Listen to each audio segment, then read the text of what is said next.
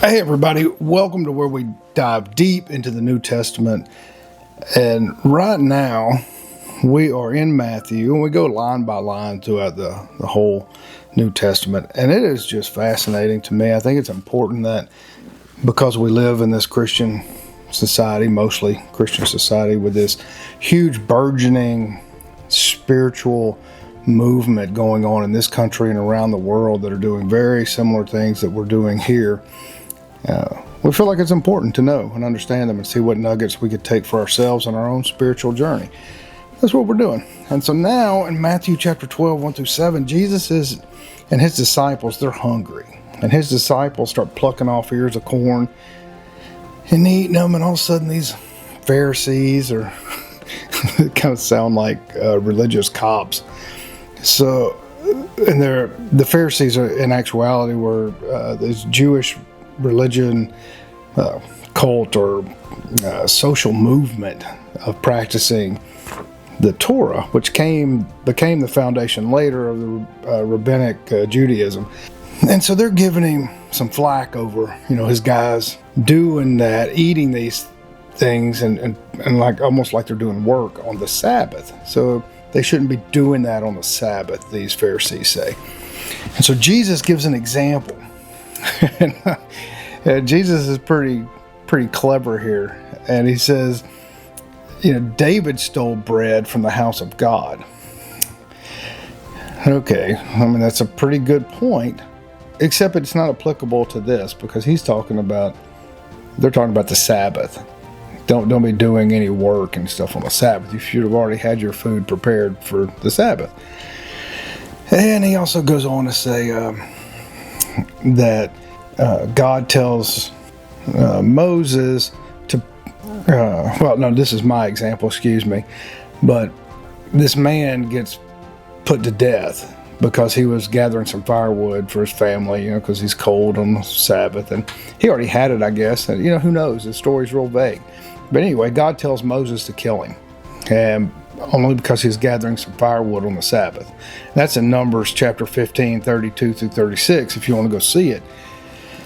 It just seemed like to me like a lawyerly trick, to kind of subvert what really is happening here. And it was pretty clever. And so they, start to leave. They go and leave. And Jesus is clearly, and he starts talking.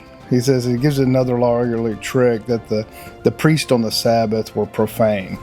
But is profanity actually doing work? So I don't know if it's actually doing work or not. It's just kind of strange. And he also is clearly saying, Jesus is, that he's the intermediary to the Father. Do we need a mediator to reach the infinite energies? I don't know. I'm just asking y'all. Some people do. I think we can pray and meditate and reach the divine without an intermediary, a preacher, pastor, guru, or whoever. I think you can do it all on your own. You have that power of connection. That's why we promote so much out here at the Mystics of Texas, connecting with Mother Nature, connecting with the animals that are going to be a part of your body. Those things are really important, I think. But this is saying something contradictory, like, what is it? You obey the law of God and obey the Sabbath, or according to Moses, God's going to put you to death. But then Jesus starts arguing that, that's irrelevant. I just don't worry about that. That's a tough one to swallow, especially for the people that say there are no contradictions in the Bible. But so you obey the law unless you subjectively believe kindness should be applied to break it. Because Jesus said, should we ignore kindness, basically? Somebody's hungry, let them take some corn. That's a valid point. Shouldn't we be kind?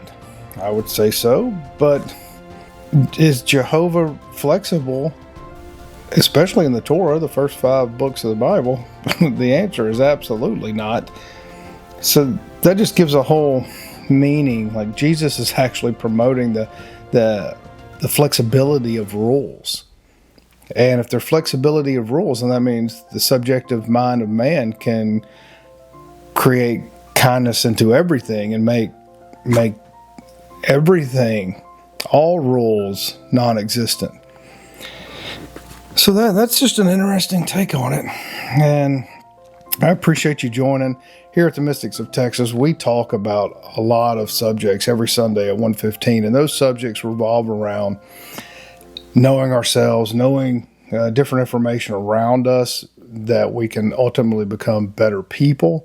We can communicate better with others. We can learn some of the techniques to control our anxieties, our fears, break free from depression, heal our bodies, get better connected with Mother Nature, know and appreciate our food and the divine blueprint of this life, whether it's planting a little seed that turns into a pepper or apple, anything. It is an apple tree, rather.